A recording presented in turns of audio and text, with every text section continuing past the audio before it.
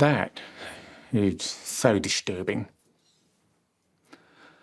Just watching that makes me think, where do people get the idea from, those support workers, that they can just treat somebody with complete and utter lack of respect? This is their job.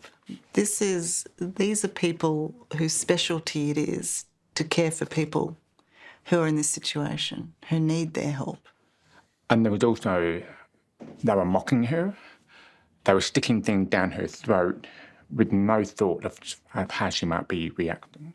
And she was completely helpless in that. The defence of one of these staff workers is that she was just doing it as a joke. It was to make Lee-Anne laugh. Any justification from your point of view? No, absolutely none. And I think also what those support workers were doing, they were egging each other on, which is even worse. So, reflecting on what you saw in those videos, what is your overall reaction to how Lee-Anne was treated? Really disheartening to see the treatment that Lee-Anne was getting from those support workers. And for me, it was just a reinforcement of what we heard a lot about in the Disability Royal Commission. A very common thing, particularly of people living in group homes, which they were treated like non-humans, and they were treated appallingly by support workers.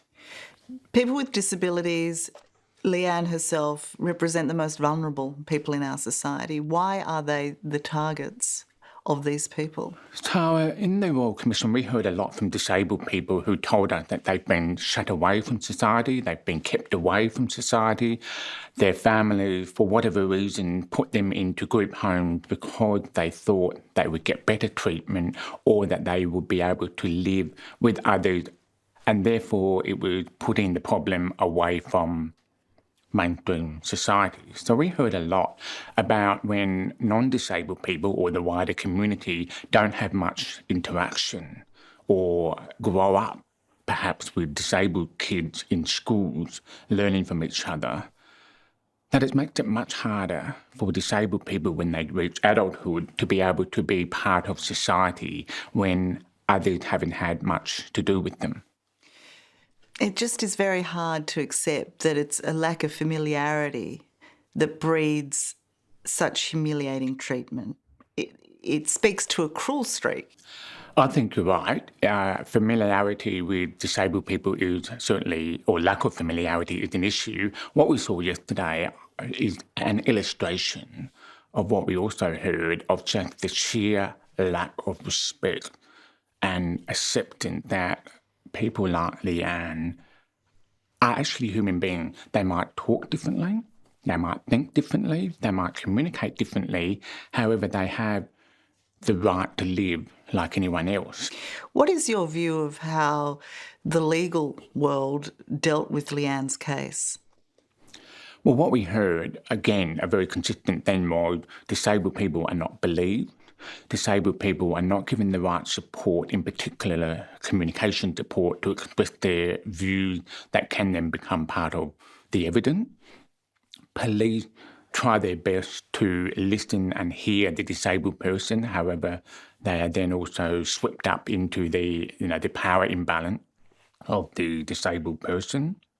We also heard that when a disabled person wants to go to court, often decisions are made by others that this is going to re-traumatise them. We don't want to put them through this. We don't want to put them through this trauma again. And in terms of retelling the story, a lot of disabled people were willing to come to the Royal Commission and tell us their story again because they wanted to see change. They wanted people to know about their issues. So, we provided them with a safe and supportive environment to do that. And so it can be done.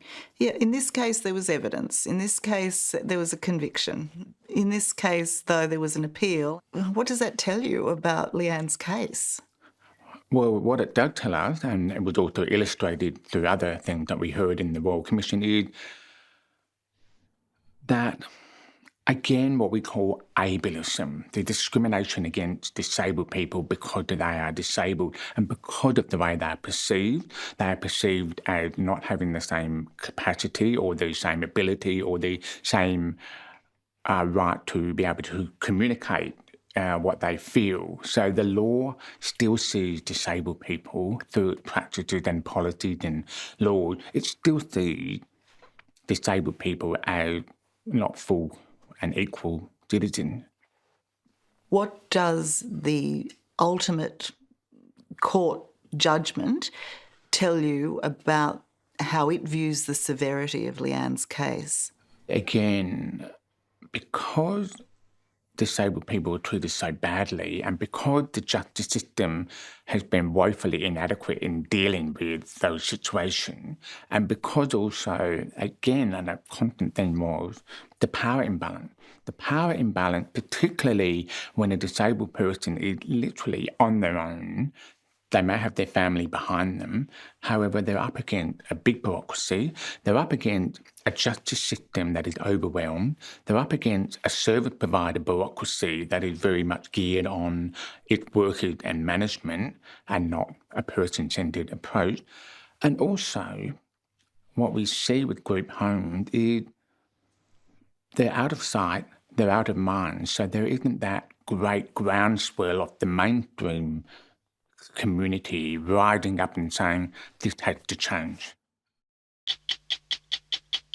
Hello, I'm Tara Brown. Thanks for watching 60 Minutes Australia. Subscribe to our channel now for brand new stories and exclusive clips every week. And don't miss out on our extra minute segments and full episodes of 60 Minutes on 9now.com.au and the 9Now app.